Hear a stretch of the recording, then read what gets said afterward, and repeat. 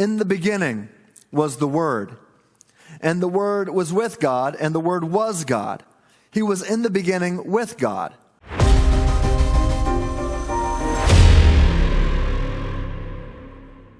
But do we have biblical reason to think that Jesus actually is the creator of the universe? Well, let's consider what both John and Paul say about Jesus. And since we're already in the Gospel of John, let's just rewind to the beginning of that Gospel, and let's see what is said in the first part of John 1.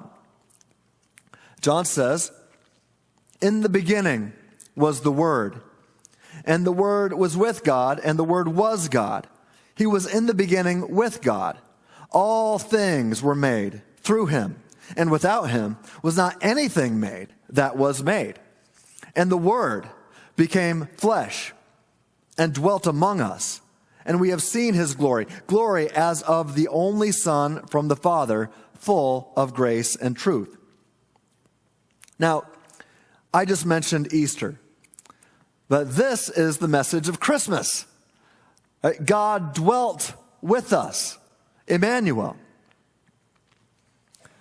Well, another thing to keep in mind when reading the first chapter of John is that the Greek word for word, so it says in the beginning was the Word. Well, the Greek word for word is logos, Logos. And logos is used synonymously with Jesus in the text. So it's interesting to note what logos means in Greek. It's defined as the principle of reason. The principle of reason. You see, the word logos is where we get the word logic.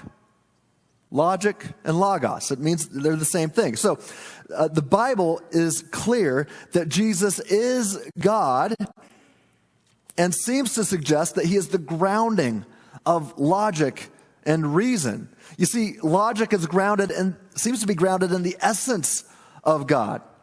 And therefore, when we choose to think and behave logically, as we're commanded to do in Isaiah 1:18, when we're reasonable, we are godly. We are approximating to or being like God when you are committed to logic and reason.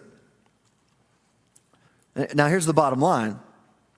If you were thinking that we should not place so much emphasis on logic, then, according to John, you might not be putting enough emphasis on the nature of Jesus. I'm just saying. All right, so according to John, Jesus is the logic. He is the logic. The only way to make sense of reality is through Jesus. So if that's the case, then Christians should be the most logical people on the face of the planet. But sadly, based on that little survey I took at the beginning of my message, hardly anybody here is aware of the laws of logic. Very few people.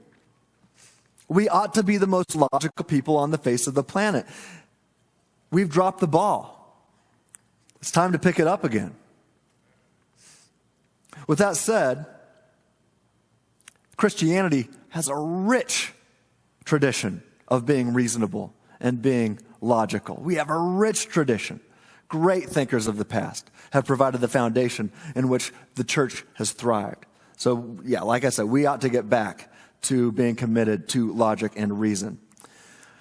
So with that said, what does Paul say about Jesus in the first chapter of Colossians?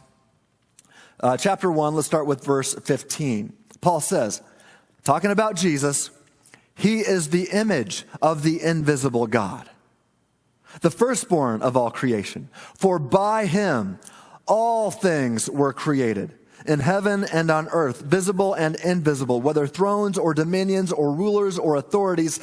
All things were created through him and for him.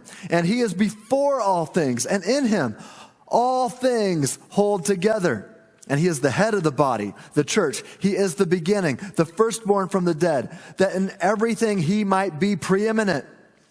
For in him all the fullness of God was pleased to dwell, and through him to reconcile to himself all things, whether on earth or in heaven, making peace by the blood of his cross.